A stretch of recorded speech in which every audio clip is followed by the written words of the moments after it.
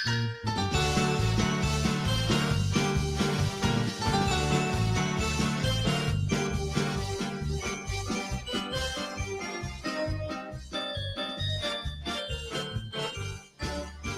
FM Ritmo estamos ya comentando desde la esquina del Coco.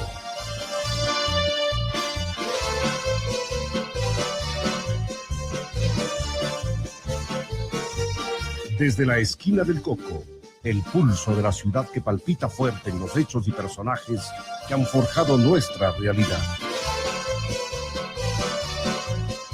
Bienvenidos a esta nueva cita en la esquina del Coco. Se ve radiante tu luz, para la más querida de las bellezas de mi Ecuador. Una de arte, una de vida, cálida y linda, tierra de Dios. Siempre orgullosos te cantaremos, viva la leyenda y tradición. Saludos amigos, una vez más con ustedes desde la esquina del Coco. El viernes pasado tuvimos un programa muy especial con la presencia de Juan Carlos Morales, nuestro buen amigo, periodista e historiador, que nos hizo conocer detalles de los íconos de Ibarra que están plasmados en uno de sus últimos libros, publicado con el auspicio del municipio de Ibarra.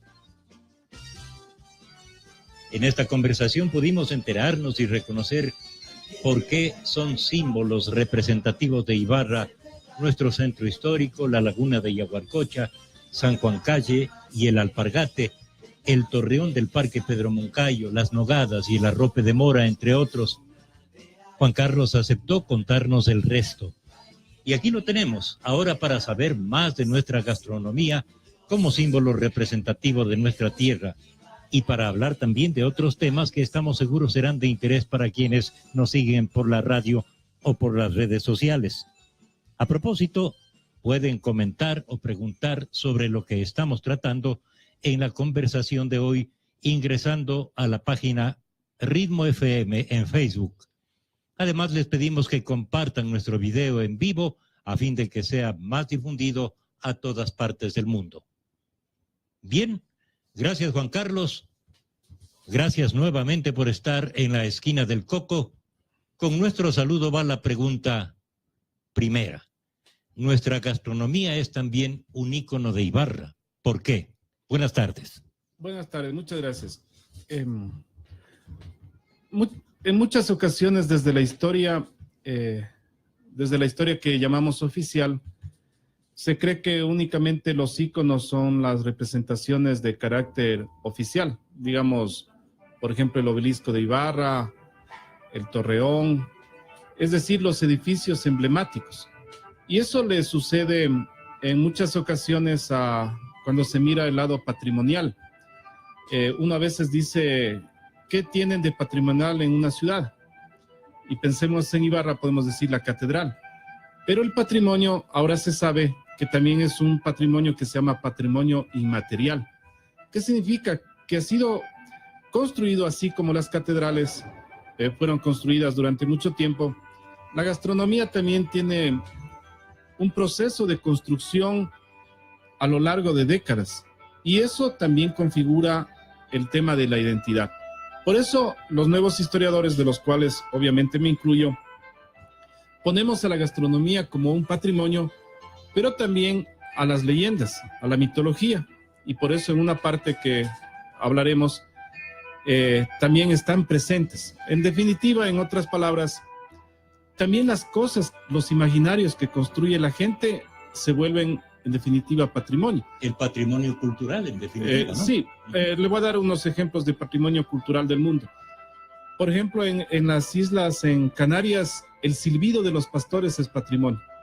¿Por qué? Porque ahí hay unas montañas terribles y donde todo el mundo tenía que aprender a silbar para sobrevivir. Y luego eso sirvió en la época de la Guerra Civil Española para que los pastores pudieran librarse, ¿no? Entonces, al cabo de generaciones se vuelve patrimonio. A veces se confunde y se cree que el patrimonio puede ser dado por decreto o Y eso no es así, sino que previamente es necesario hacer un estudio de algo que va a ser patrimonializado. Yo tuve la alegría de hacer con dos amigos, Manuel Espinosa Polo y Franklin Cepeda Estudillo, la investigación para la validación del pasillo como patrimonio inmaterial del Ecuador. Entonces eso me permitió tener argumentos para presentar y decir por qué el pasillo puede ser patrimonio del Ecuador. Así no sea originario del Ecuador. No, y bueno, pensemos que todas las cosas están en relación y tienen muchos antecedentes. Si no, la guitarra española, que en verdad es un invento griego de la antigua cítara, tampoco podría ser patrimonio, ¿no? Entonces, a estas alturas de la vida hay muchas cosas que son patrimonio, que no significa exclusivamente algo específicamente de un lugar, sino también hay préstamos, ¿no? Porque si nosotros pensemos en el pasillo, que viene de la palabra paseillo, que era una música que venía de Europa también y también de Colombia, pero también del vals, de origen polaco, un poco más rápido, ¿no? Sí, aquí lo interesante del pasillo es que en la década del 30, el pasillo que estaba en sol mayor pasó a ser en la menor y se hizo más lento para que se acoplara con la música. Ese es el secreto, ¿no? Y obviamente le dio una característica propia, la poética del Ecuador, con poemas como Medardo Ángel Silva, que ya va por los 100 años y todos seguimos cantando El alma en los labios.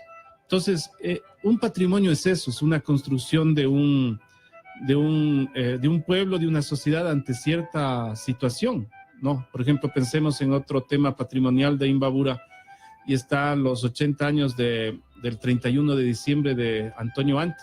Eso también es un patrimonio, ¿no? Porque tiene una continuidad, hay como todavía, porque lo importante del patrimonio es que esté vivo. No sacamos nada teniendo un patrimonio, digamos, que no se lo cuida, que en definitiva va a desaparecer. Entonces ya no existe objeto que sea declarado patrimonio. Pero ¿cómo es esto del 30 de... El 31 de diciembre. De diciembre de... Se llama la fiesta el 31 de diciembre en Antonio Ante, que son toda cuestión de inocentes y el quema de años viejos y todo. Claro. Ya es patrimonio nacional esa fiesta, sí, ¿no? Sí. Es patrimonio. Entonces, resulta interesante, lo que pasa que muchas veces la historia se ha basado únicamente en la historia de las batallas, de las guerras, y se ha dado muy poca importancia, en este caso, por ejemplo, a la gastronomía o las leyendas, o a las mitologías, porque se ha creído que no son parte. No, curiosamente, o sea, si uno ve una ciudad, la ciudad no solamente son los edificios, sino la gente, incluso la lengua, ¿no? La lengua es patrimonio. No olvidemos que hay la declaratoria de patrimonio de la lengua zápara, ¿no? Porque la lengua configura un modo de entender el mundo, ¿no? No olvidemos que nosotros en verdad hablamos, como decía Borges, el castellano, que por cierto llegó de América a España, dice él. ¿Qué significa esto?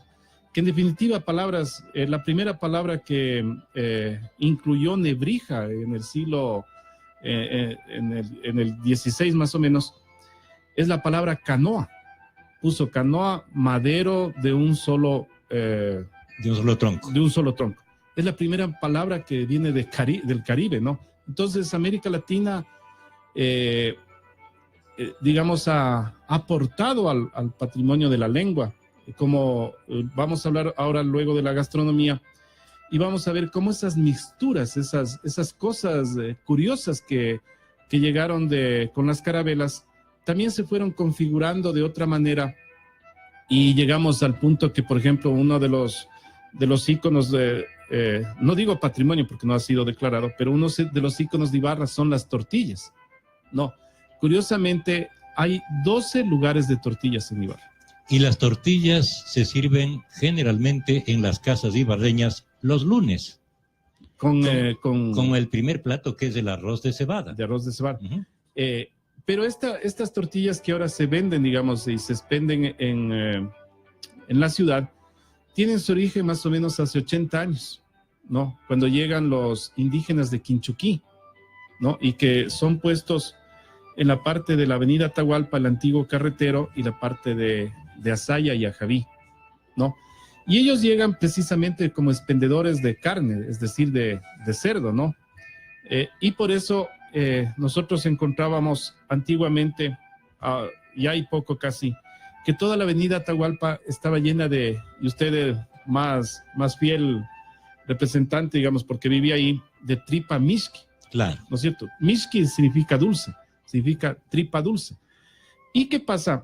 Que cuando hice la investigación, las tortillas no tienen más de 35 años en Ibarra, ¿no? Y yo, usted también supongo, tuvimos la alegría de conocer a doña Sofía Vega, Claro. que era la esposa de don Manuelito, que tenía aquí al lado del Banco del Pacífico. Él se puso por primera vez. Y cuando yo le pregunté, es porque ellos, como son migrantes, fueron a vender sus productos en el centro del país y trajeron esa receta de Tungurahua. No olvidemos que en el mercado de Tungurahua, en Ambato, uno llega, pero claro, el chorizo es un chorizo muy grande, a diferencia del chorizo más pequeño, que es mucho más, digamos, indígena, de característica Pero indígena. tal vez usted, Juan Carlos, se refiere a las tortillas que se venden al público. A eso me estoy Porque refiriendo. yo ya voy para 75 años y desde guagua he comido tortillas aquí, pues no es que sean de hace 35 años nomás. No, me refiero a la manera digamos, de que ahora se está produciendo. De ofrecer. Porque no creo que, digamos, en su época le ponían con chorizo y con huevo, ¿no es cierto? Vea, eso es una cosa traída de hace 35 años más o menos. Ahora, las tortillas que usted se refiere, es muy interesante, ¿no? Las tortillas vienen de la papa, y la papa es un regalo del mundo andino. Quienes domesticaron la papa en primera instancia fue Perú, ¿no? Por eso se habla que la papa es un regalo de los incas. Aunque, bueno, ahí hay una distorsión, porque los incas únicamente vivieron 100 años, curiosamente. Pero hay unos pueblos ancestrales que lograron esa supervivencia de la papa. Ahora, lo que resulta interesante es que la papa, ¿por qué se produce en el Carchi? Porque Carchi tiene solo el 7% de Carchi es plano, y tiene sobre los 2.800 y 3.000 metros. Es decir, el sitio ideal para la papa, y está sembrada de tal manera, digamos, en pendiente. En laderas, ¿no? Y hay 4.000 clases de papas. ¿Y por qué se siembran en laderas? Porque, digamos, una papa de 2.800 puede sobrevivir a la ancha y la de 2.900 perecer. Entonces, por eso se siembra un montón de variedades para que alguna sobreviva. Ese es el secreto de la papa. Y hay papas especiales para ciertos platos. Obviamente. Uh-huh. Por ejemplo, el locro tiene que, y la tortilla es eso también, tiene que tener una papa blanda y una papa dura. Es decir, la papa chaucha, y supongo que curiosamente, muchos de los nombres de las papas tienen nombres de mujer, ¿no? Ahora no recuerdo, pero... Hay ahora inclusive la papa Cecilia. Sí. ¿Sí? Ah, bueno.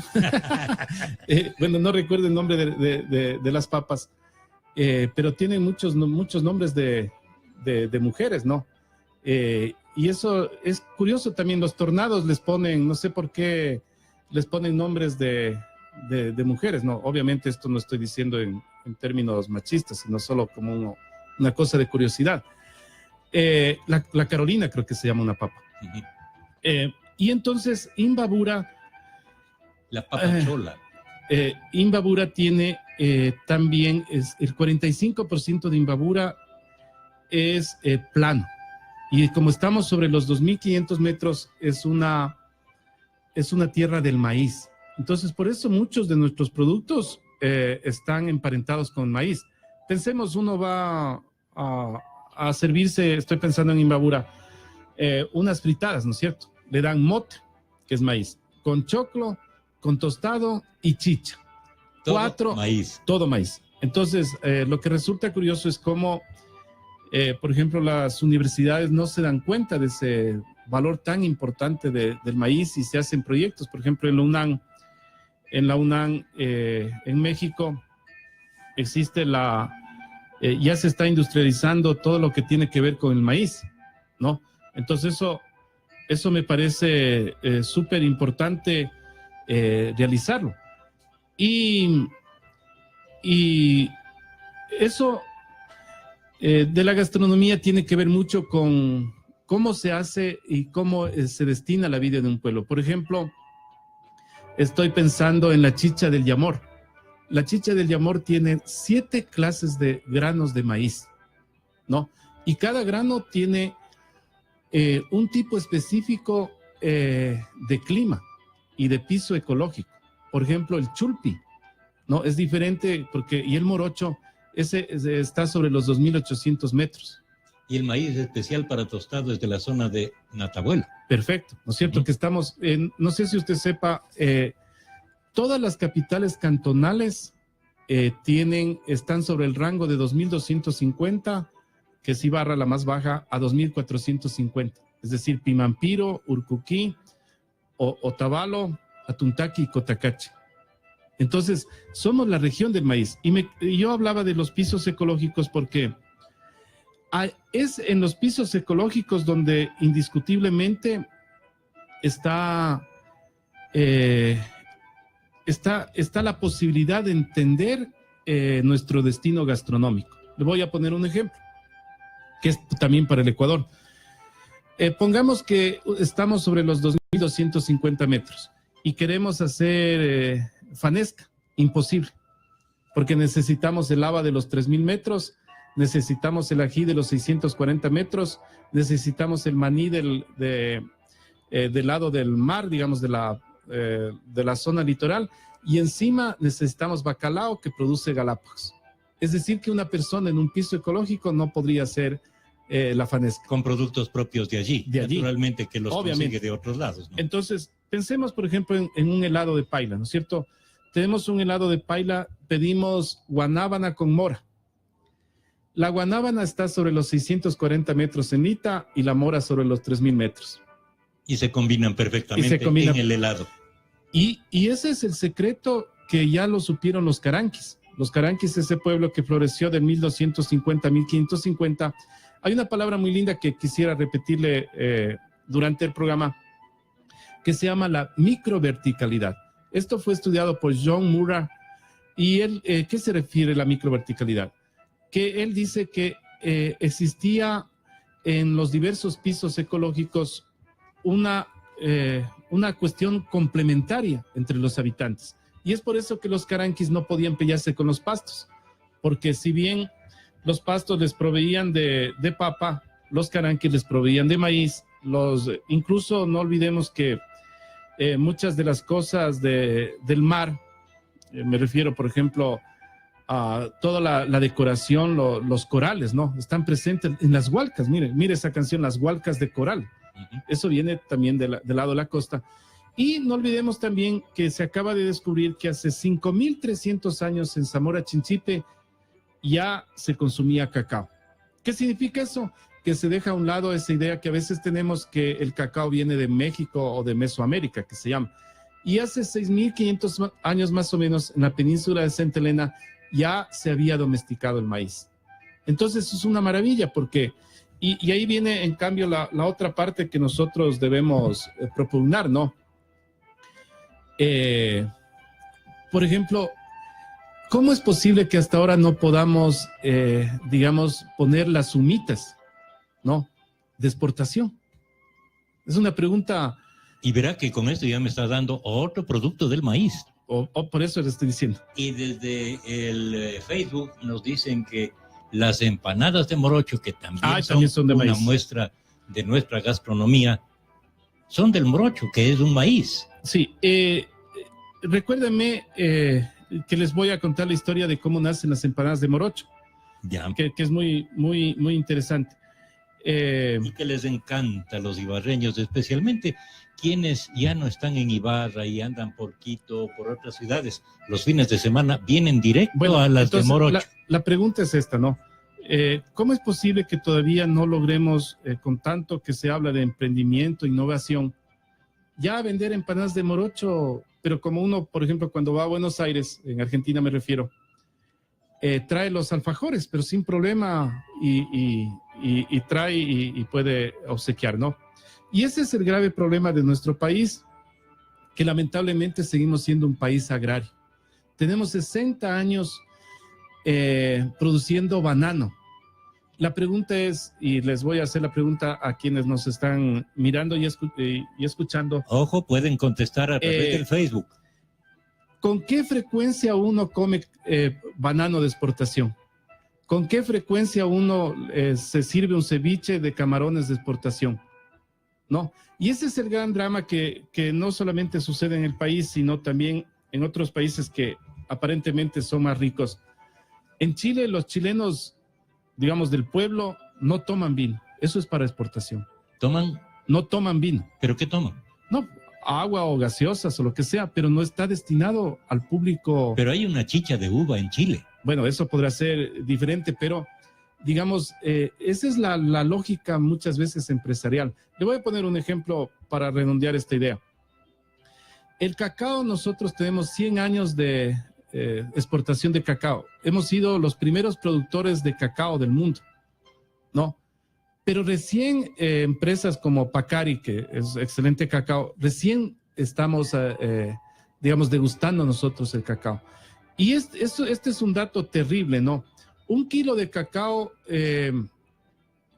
cuesta 0,35 centavos en Ecuador. Eso pasado por la aduana, por el barco, y llega a Suiza y llega a una fábrica. Y elaborado. Y elaborado cuesta $12. Es decir, 4,000 veces por ciento. Y ese es el gran drama. Es lo que usted acaba de decir, no. No ha existido toda una política, por ejemplo, de una cosa tan simple como las empanadas de morocho o la rope de mora. Les cuento a las personas que nos están escuchando, ya existe arrope de mora en los supermercados, pero no es de Ibarra, es de Quito. Y además registrado. Si ellos desean, pueden hacer cerrar los arropes de mora de Ibarra, porque tienen el registro. Ya tienen la patente. La patente. No olvidemos la pelea que está existiendo entre el queso manchego de México y el queso manchego también de España. Entonces hay toda una lógica de pelea de lo que se llama la denominación de origen, ¿no? Y eso es importantísimo que nosotros... Mire, una cosa curiosa, ¿no? La chicha del Yamor no está registrada. Si este momento don Silvio Morán y yo vamos el lunes al YEPI y hacemos registrar que vale $20, ya no podrían tener en Otavalo la chicha del Yamor. Entonces, este es el drama que nos sucede en el país, ¿no? Y lo terrible es que seguimos de cierta manera como somos, yo le decía, agrarios, con esta lógica de los empresarios del banano, ¿no? Una lógica de cierta manera perversa que únicamente se han quedado en sembrar la fruta, ¿no? Y lo máximo que nos pueden ofrecer y lo mayor hecho cultural para ellos es la reina del banano. Ni siquiera tienen un museo del banano. Y lo propio... Un evento que se desarrolla en Machaca. Y lo propio, redondeando esta idea, lo propio ha sucedido con el cacao. No olvidemos que las dos familias más poderosas que tenían 53 haciendas en la provincia de Los Ríos, los Aspiazo y los Seminario, las 53 haciendas eran del tamaño de la provincia de Los Ríos. Y usted... y eso no digo yo, sino Manuel Chiriboga en su libro sobre el cacao, dice que estas grandes familias dilapidaron sus fortunas. Dice textual, no me vayan a poner un juicio. Dice que muchas de estas familias dilapidaron sus fortunas en los cabarets de París.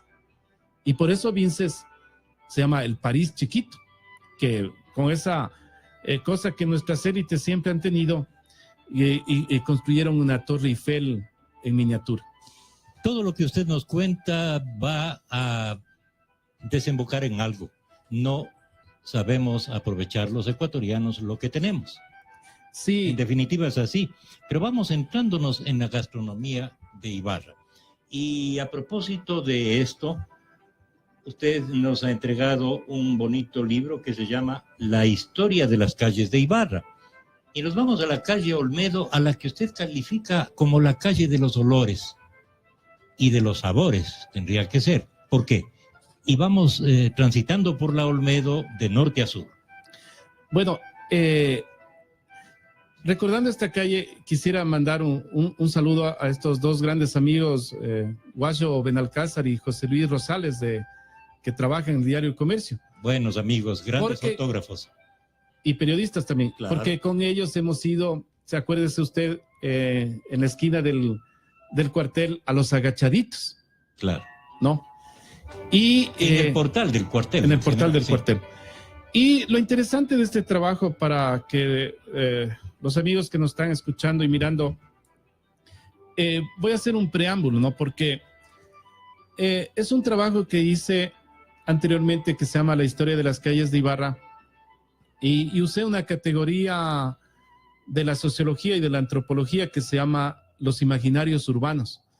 Y eso permite a uno hacer un trazado, un entramado de la ciudad para poder analizar, ¿ya? ¿Por qué? Porque nuevamente tengo que decir, si yo fuera un historiador, digamos, oficial o un historiador tradicional, únicamente habría puesto la nomenclatura. ¿Qué significa esto? Hubiera puesto Vicente, digamos, Olmedo, nació en Guayaquil y hizo el canto de Junín. Y por eso esta calle se llama Olmedo. Y chao. Sí. Pero nada. Y yo lo que traté es de interrogar a esa calle. Es decir, caminar por las calles para ver qué nos estaba contando esa calle. ¿Y qué encontró? Pienso que es la calle de los olores de Ibarra.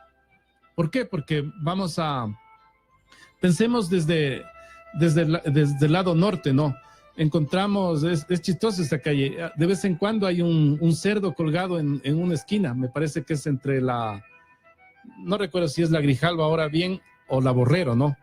Hay digamos, un cerdo colgado donde venden a veces fritada y todo.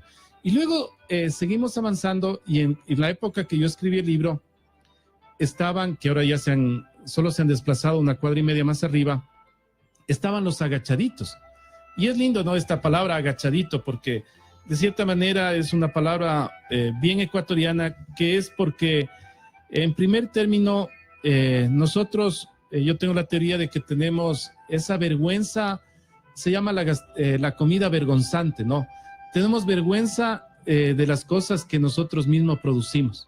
O sea, siempre a veces cuando he tenido la oportunidad de ser profesor, les digo a mis alumnos, a ver ustedes, si se enamoran, y no solamente los chicos, sino las chicas también, ustedes chicas, si se enamoran de alguien o están pretendiendo a alguien, ¿a dónde le invitarían a servirse, o sea, la primera salida?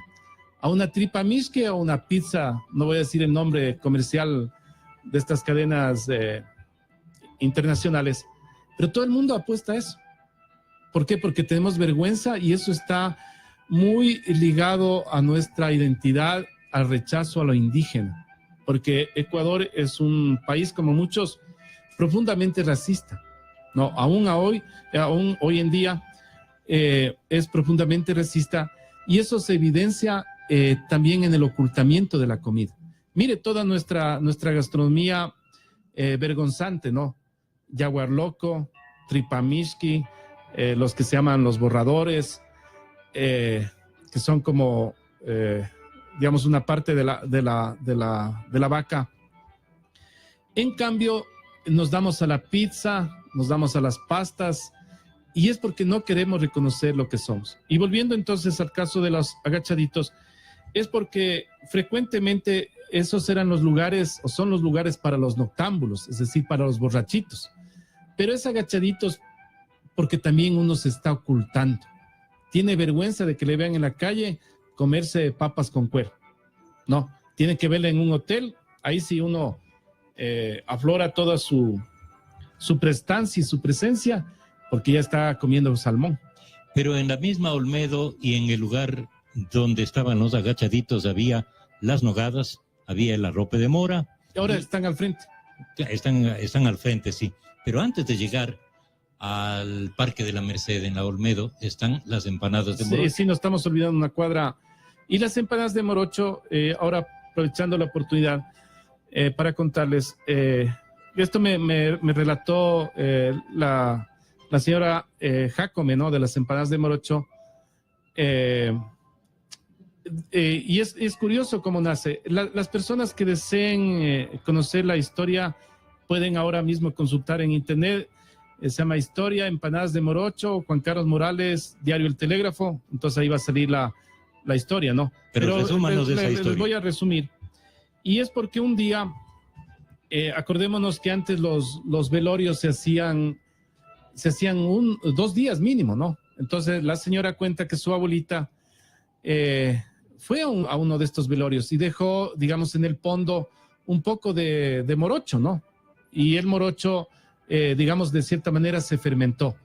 Y cuando ella regresó, se dio cuenta de que, no olvidemos que antiguamente uno no desperdiciaba nada. Ahora cogemos el arroz y le botamos sin ningún temor, ¿no? Entonces ella decide hacer estas pequeñas empanadas, ¿no? Y le pone obviamente unas hilachas de carne y la arveja y todo. Y esto habría terminado ahí, sin Pero más. la materia prima fue lo que se asentó En el fondo, porque al principio quiso hacer una tortilla y todo, pero vio que era demasiado delicado y terminó haciendo unas empanadas de morocho.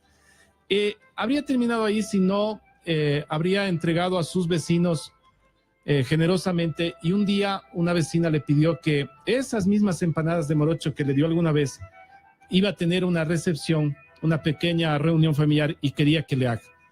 Y es ahí que ella se da cuenta que es un producto que podía venderse. Ya está en el internet, en la página de Radio Ritmo y en esta conversación, la dirección exacta de las empanadas de morocho, el artículo escrito por usted en el diario El Telégrafo. Y terminando esto, muchas gracias. Terminando esto, incluso ella cuenta que venía el presidente Galo Plaza, ¿no? Perdón, Galo Plaza Lazo. Claro, Plaza Lazo, ¿no es cierto? Hijo de Leonidas Plaza. Y incluso él ayudaba a aventar, ¿no es cierto?, las empanadas de morocho. Y el presidente de ahí pasaba a los helados de ley. Por supuesto, hay fotografías, ¿no? De eso. Uh-huh. Entonces, vean ustedes, ¿no? Y luego seguimos caminando por la calle y estamos en Olmedo y Flores y Oviedo. Y ahí hay una cosa curiosa, ¿no? Que yo cuando escribí el libro le puse el barrio chino. Y aquí mencionan también en el chat de esta página, alguien dice, acuérdense que esa es la Chinatown. Usted la bautizó así. ¿Por qué? Bueno, el nombre es curioso, ¿no? Porque town significa tierra, ¿no? Y pueblo, ¿no? Y entonces sería como en Nueva York hay Chinatown y nosotros no podíamos quedarnos atrás. Y así es que yo le puse Chinatown, o alguien le puso Chinatown a la calle, esta calle Olmedo. Pero no nos riamos, porque hay 15 chifas en Ibarra. Ojo, este momento, la comida tradicional de Ibarra se llama chifa. Le ganan a 12 pollos, 12 digamos, lugares de pollo, y 11 o 12 de tortillas y 7 de helados. Así es que los chifas están ganando. De aquí nos vamos a un chaulafán. Bueno, nos vamos al chaulafán, pero sigamos por la Olmedo. ¿Qué encontramos más ahí? Bueno, en la Olmedo más arriba, obviamente están los famosísimos helados de paila, ¿no? Claro. Vean ustedes, para recordarles a los amigos que nos están escuchando, ya hemos pasado de las fritadas de la Borrero y Olmedo, hemos imaginariamente servido las empanadas de morocho, hemos estado en las papas con cuero de la doña Patti. En los agachaditos. En los agachaditos hemos estado nogadas, en las nogadas. En el arrope de mora. El arrope de mora. Ahora hay arrope de maracuyá muy rico. Sí. Eso sí. Es recomendable ponerle en el helado, por ejemplo. Me fascina a mí. Y ahora estamos ya en los helados de paila. ¿Sabe que acabo de terminar de leer un libro de Humboldt? La biografía de Humboldt de Andrea Wolf. No, es un libro muy, muy, muy hermoso. Se llama La invención de la naturaleza. Y en una de esas páginas dice que no olvidemos que Humboldt llegó en 1803, más o menos estuvo 5 años en el Ecuador, ¿no? Digamos en toda América Latina estuvo viajando 5 años. Y en 1802, 1803, que pasa por Quito, él se sorprende de una cosa que me llamó la atención por ser de Ibarra, ¿no?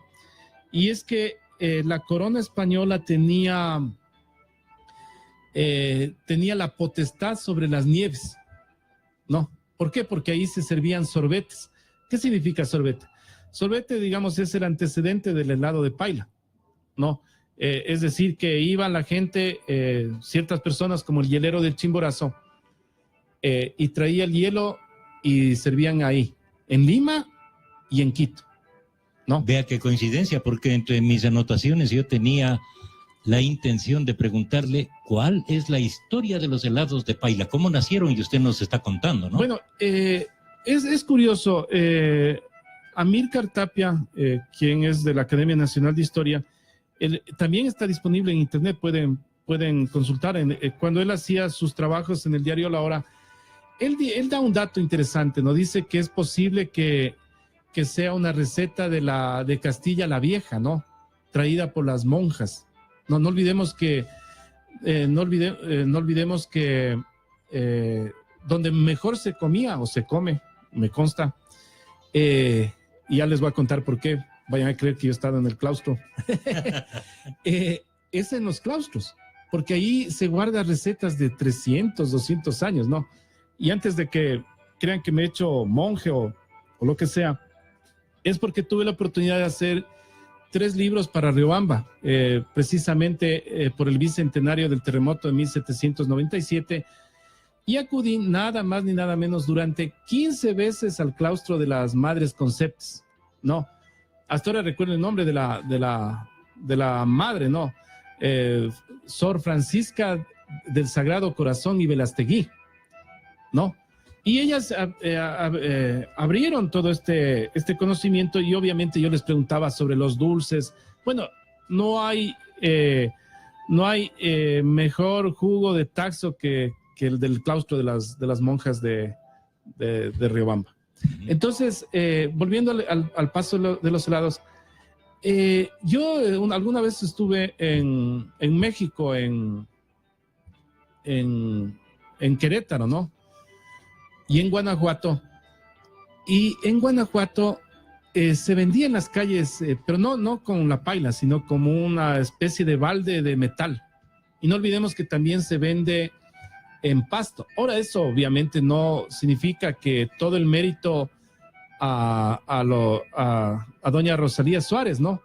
Que, digamos, le popularizó el helado de paila. Y curiosamente también sus parientes, porque no hay que olvidar que la gastronomía viene con parientes, ¿no? Le voy a poner el caso de las empanadas de morocho. Son las descendientes de la señora que inventó las empanadas de morocho quienes siguen elaborando empanadas de morocho. Asimismo, las indígenas que llegaron de Quinchuquito son primos. Donde, de hecho, voy a hacer una infidencia. Yo tengo 2 lugares preferidos, ¿no? Porque uno nunca tiene que traicionar ni al equipo de fútbol ni a la comida, ¿no? Pero donde Lucy Lema, que es en la calle Colón y Olmedo, y también en la parte de la Eloy Alfaro, ¿no? Que ahí obviamente están lo que yo les digo, las fritadas de urna, que son en estas cajas y todo. Entonces, volviendo a pequeñas vitrinas de vidrio, ¿no? Sí, yo le puse las urnas, pero no, era una broma. Pero volviendo a esto, hay helado, se sabe que hay helado desde la época, por ejemplo, en Italia, ¿no? El gelato, ¿no? Que también traía del hielo, ¿no? El hielo, porque acordémonos que la refrigeradora es un invento reciente, ¿no? Y entonces vean este dato interesante de Humboldt, ¿no? Que en 1803 ya se servía esta suerte de sorbete, dice él, ¿no? Pero no sabemos si era en verdad, era un sorbete o era un helado. Me recuerda lo que se vendía antes en las heladerías de Ibarra, el salpicón, junto a los helados, el salpicón, que era un raspado con un jugo de fruta, ¿no? Sí, y en Riobamba aún hay, como es el verdadero helado, digamos, el verdadero jugo con el hielo del Chimborazo. Claro que al pobre Baltasar Ushka le dan de estas universidades medias extrañas, ya le han dado el doctorado honoris causa y salen propagandas, pero no sé hasta que si le están pagando bien por sus bloques de helado. Y Betty Selga nos pregunta a través del Facebook que ¿cuál considera usted el plato tradicional propio de Ibarra? Bueno, eso va a depender mucho de la época, ¿no? Si esto usted me preguntaba en los años 70, tal vez le habría dicho empanadas de morocho y helados. Pero este momento, para mí, el plato tradicional de Ibarra son las tortillas. Le voy a dar una explicación. Venimos de una generación que crecimos con las tortillas, ¿no? Y eso hace que esto ya se convierta, porque, digamos, muchas veces el arrope de mora y las nogadas se hacen más para turistas, ¿no es cierto? Pero curiosamente aún no logramos lo que sí logró, por ejemplo, cierto tipo de fritadas en Atuntaqui, darle otra fisonomía, ¿no? Porque sí hay que reconocer que también es un tema de adesentamiento de los locales, es un tema y eso tiene mucha experiencia Perú, ¿no? Gastón Acurio, este famoso chef peruano, hizo de las huecas, que nosotros le llamamos acá, todo un trabajo de higiene, no estoy diciendo que las tortillas no tengan higiene, pero estoy diciendo que la presentación es diferente, y el servicio, ¿no? Y a propósito de las huecas, Silvio Miguel, mi hijo, desde Chicago, le dice a usted que cuando venga un día de estos por Ibarra, le va a llevar a que usted conozca unas huecas que solo él conoce. Bueno, yo también estoy haciendo la investigación de las huecas. Se van a engordar los dos. Cosa curiosa, no sé si Silvio Miguel, tú has probado. Yo todavía me parece curioso que no he probado. Porque he ido varias veces, pero o están todavía no están hechas o ya se ha acabado. Y es en el sector de San Martín. Hay unas tortillas con caucara. Claro, todavía hay. Es cerca del río Taguando. Eso. Entonces, si la persona que nos preguntaba me decía cuál es la comida tradicional en los años 70, yo le habría dicho el alpargate, pero sin lugar a dudas. Pero este momento... El plato típico del alpargate. Del alpargate, ¿no es cierto? Que se componía de... bueno, de este chorizo tan exquisito, tan propio de la cultura indígena, ¿no? Y también esta carne que... Y más que todo, porque era toda una tradición ir a jugar el sapo, ¿no? Que era una de las cosas más lindas y también de la chicha, ¿no? Pero ahora, eso tenemos que tener conciencia, ¿no? Que muchas veces necesitan un poco de apoyo también la comida tradicional. Pensemos, usted no me va a dejar mentir, que hace 40 años ir a Atuntaqui era ir donde la Mama Miche, ¿no es cierto? Íbamos donde la Mama Miche a estas fritadas digamos, de que vendían por libras, era una novedad eso, ¿no? Pero luego sacaron digamos, a la carretera, digamos, hicieron unos locales muy buenos y le dieron, de cierta manera, otro estilo, ¿no? No estoy diciendo que se pierda lo anterior, no, pero el secreto de la gastronomía es la atención al cliente, un buen servicio y servicios también, es decir, servicios higiénicos. La primera cosa que mira un extranjero es el grado de los servicios higiénicos. Entonces la pregunta es, ¿están nuestras tortillas? Y hay que ser crítico en eso, ¿no? Las tortillas de Ibarra con adecuados servicios higiénicos, por ejemplo, primero para empezar. Entonces esto es un reto también, ¿no? Porque así se han construido, yo que he vivido en Quito muchos años y que fui editor de la información de las huecas de Quito, ¿no? Miren ustedes, ¿no? Carlos, presente en el programa de hoy, nos ha entregado una parte de sus producciones. La una es Ibarra, historia de sus calles, que vamos a ir leyéndola en estos programas. La otra es un audiolibro, Imbabura, mitologías. ¿Qué nos trae las mitologías? Bueno, este es un trabajo... Así, brevecito, porque tengo un tema especial para tratar con usted en referente a de locución de Ecuador, Sammy de la Torre, ¿no? Y con un grupo de estudiantes de la Universidad Católica, ya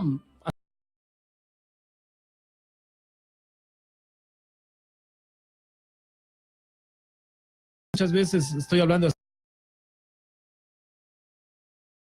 le dicen, sí, vas a poder y todo, y deja a uno, digamos, ahí mirando solamente en sueños. Entonces este es producto de eso, a veces del quemiportismo de las autoridades del pasado, ¿no? de que nunca se preocuparon de la realidad de Imbabura. Lamentable no. Cuando había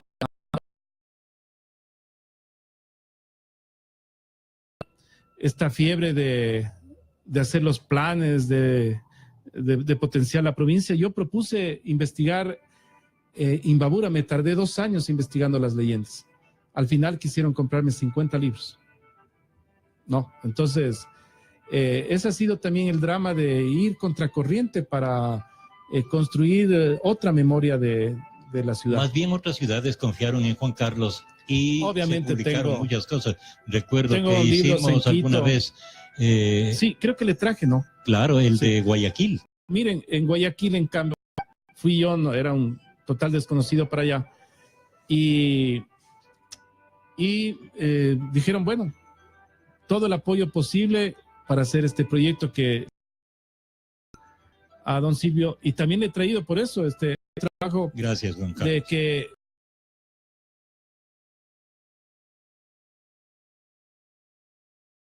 ocho poemas dicho por Carlos Suárez Ventimilla, y logramos que Hugo Jacome y Carolina Endara pusieran la música y la voz, ¿no? Para hacerle un homenaje. Terrible, ¿no? La poesía de Carlos Suárez debería estar brillando en los sitios web, pero con las instituciones y todo, ¿no? Porque eso es una cosa Y profunda de Carlos Suárez Ventimilla, Los pájaros, y esta obra es una musicalización de su poema Campo. Grabamos con usted 10 poemas al sacerdote poeta de Imbabura. Claro. Y hay que editarlos, Juan Carlos. Me comprometo a contribuir a esa edición. Y para que se comprometa y para que vea que aún recuerdo, le voy a decir solo una frase. Campos colgados de paz, de luz y escarcha ante los ojos niños de la azul madrugada. Sucesión de colinas, de nubes y distancias que recorren pupilas asombradas. Al paso del caballo con el viento en la cara y adentro un amorondo y una limpia esperanza. Campos para por las vientos y las aguas, de manos grandes y pupilas claras y de sobrias promesas que no engañan. ¿Y de qué manera dijo sus poemas el sacerdote, no? Bien ibarreño. Así es.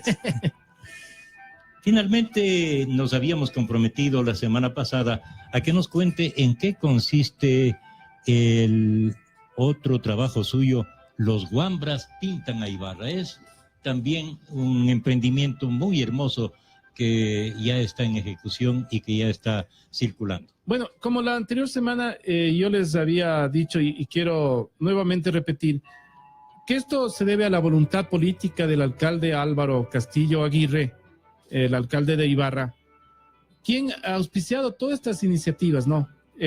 Auspició cuando yo era director de Cultura este proyecto que se llama Los Guaguas Pintan a Ibarra y el catálogo de los 7 íconos. Y también el actual director de Cultura, Laureano Alencastro, ¿no? Porque a veces uno cree que porque uno fue director y ya no es, tiene que enojarse, pelearse. O alejarse. Y para nada, porque la mira suprema es de Ibarra, ¿no? Entonces, cuando se piensa así, no hay ningún problema de seguir trabajando en pro de, porque en definitiva no es, nosotros somos efímeros. En 20 años, cuando vean el libro, van a recordar a esos niños, no a nosotros. Y además contiene un video. Sí, y entonces este proyecto, debo comentarles así como les comenté de los imaginarios urbanos, todos los proyectos que realizo atrás tienen un concepto, ¿no? Y este concepto se debe a que tuve la suerte de estudiar un diplomado en Historia del Arte. Y ahí yo miré cómo los pintores del impresionismo, que es esta corriente de finales del 19 en Francia, salieron por primera vez a ver la luz, ¿no? Porque antes se pintaba en caballete en el estudio. Y ellos decidieron, Manet, Monet, Pizarro, todos ellos decidieron salir para atrapar la luz. Y entonces ellos fueron a los lugares, a los parques y todo. Entonces yo quise que los niños pintaran como los pintores del impresionismo. Por eso no les dimos clases de dibujo, porque hubiera sido lo más fácil. Habríamos perdido la inocencia de los niños. Por eso Pablo Picasso dice, Bueno, dice, para pintar como un pintor del Renacimiento me tardé algunos años, pero para pintar como los niños me tardé toda la vida. Y esa es la profunda reflexión de esta iniciativa, que en definitiva es que los niños, gracias a este trabajo anterior también de los íconos de Ibarra, pintaran nuestros íconos. Entonces fue una maravilla que ellos pudieran, por ejemplo... ¿Cuántos niños salieron y cómo se seleccionaron y cuál es el resultado de esta experiencia? Bueno, estaba previsto 1,000 niños. Fueron un poco menos, pero lo interesante es que se eligieron a todos los que aceptaron. Porque también debo decir que muchas instituciones, muchas privadas, ¿no? Que tienen colegios de mucho dinero, ¿no? De la pensión muy cara, no quisieron participar. Tendrán sus motivos, pero se perdieron conocer que sus niños, ¿no? Porque esto no era un trabajo para el municipio, para nada, sino que sus propios niños conocieran sus íconos y pintaran, ¿no? Entonces, obviamente hicimos con quienes querían hacerlo. Me refiero a que hubo de las 35 instituciones que fueron invitadas, solamente 4 no aceptaron participar, ¿no? Y como no vale la pena, ni siquiera diré sus nombres. Pero tuvimos la alegría, vean ustedes, ¿no? Por ejemplo, las niñas de Rumipamba, ¿no? Del lado de la Esperanza. Primera vez que las niñas conocían la iglesia de Santo Domingo. Y muchas niñas de los barrios marginales de Ibarra, primera vez que se subían en un bote en Yaguarcocha. Eso nomás aprendieron. Y había niños que primera vez se servían un helado. Entonces eso a uno sí le llena de alegría, de satisfacción, ver que esos niños jamás se van a olvidar de Ibarra. Porque este es el propósito del proyecto. Solamente podemos defender lo que conocemos. En la anterior semana hablamos sobre el Torreón, ¿no es cierto? Este teatro inconcluso de la ópera de Ibarra. Ahora sabemos cómo es, ahora lo podemos defender. Pero si no conocemos la historia del Teodoro Gómez de la Torre, del edificio, vamos a dejarlo destruir. Y ese es el propósito, en definitiva, de la identidad, ¿no? Que la gente se sienta orgullosa de lo que es y sin vergüenza.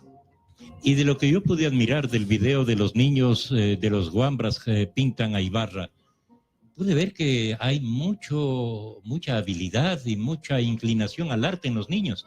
¿Y usted qué les entregó para que puedan manifestarse? Bueno, ¿no? El video fue hecho por mi amigo Fernando Gudiño, a quien ojalá nos esté escuchando y le mando muchos saludos. Esa fue la magia, ¿no? Que primero no les dimos clases de dibujo, porque había un profesor que decía, pero no, esto teníamos que llevar a la escuela.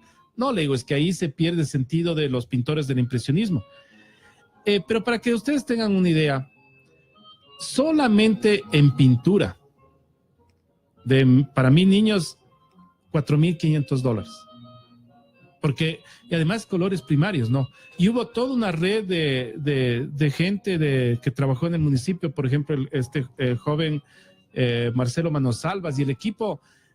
Yo ahí sí, indiscriminadamente, a todo, porque yo era el director de cultura en esa época, a toda la dirección de cultura le puse a trabajar. No es que no trabajaban antes, sino le puse a trabajar en este proyecto. Entonces, era muy lindo que la persona que, por ejemplo, estaba a cargo, Evelyn, ¿no?